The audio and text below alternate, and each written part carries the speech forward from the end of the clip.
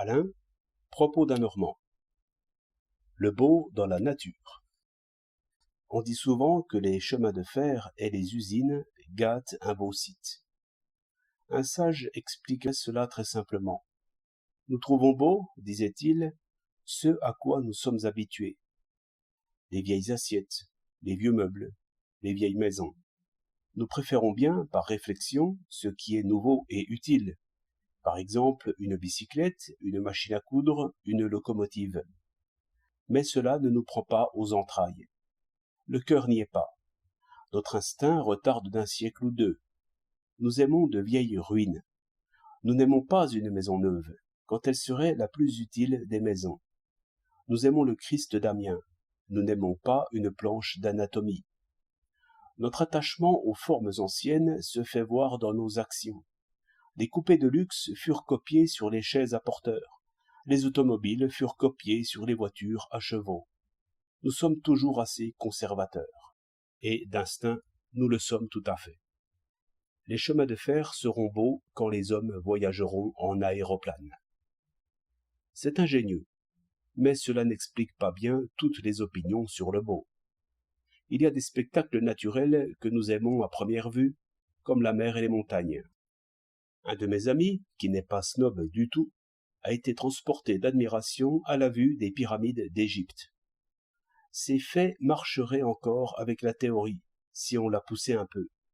Mais il faut bien aussi que j'apporte mon témoignage. Les œuvres des hommes, quand je les rencontre dans la nature, me plaisent toujours, et d'instinct. Une profonde tranchée au milieu des bois, 4 rails d'acier, la bouche d'un tunnel, ce sont des beautés qui me saisissent. Un train qui roule au bord d'un lac, entre dans la montagne et en sort un peu plus loin avec un bruit de tonnerre, cela me remue tout autant que les beautés naturelles. Je ne nie pas que la réflexion y soit pour quelque chose. Sans doute beaucoup de gens n'éprouvent pas ce que j'éprouve, parce qu'ils ne relient pas un train, un tunnel, une usine à l'ordre universel. Pour moi, je vois les hommes comme des forces naturelles, aussi nécessaires dans leur action que le feu intérieur, les volcans et l'orage. Les routes sont belles. Une vieille route qui monte et descend en suivant les sentiers a du charme par ses détours.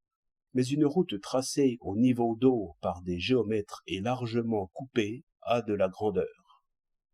Elle ouvre une vue sur le pays, qui convient mieux à des yeux d'homme, sans doute parce qu'elle convient mieux à leurs jambes. Il me semble que je vais marcher jusqu'à l'horizon. Je crois assez que c'est l'univers tout entier qui est beau, et la liaison de toutes choses. Les petits morceaux ne disent rien, ils n'ont point de sens. Mais tout a un sens, car tout tient à tout. On aime la mer et la montagne, parce que le jeu des forces y est visible. C'est notre alphabet. Après avoir épelé, il faut lire, et apprendre à saisir d'un regard la liaison de toutes choses à toutes les choses. En quoi on peut devancer la coutume? Si on savait parfaitement lire dans le grand livre, tout serait beau. 24 août 1908.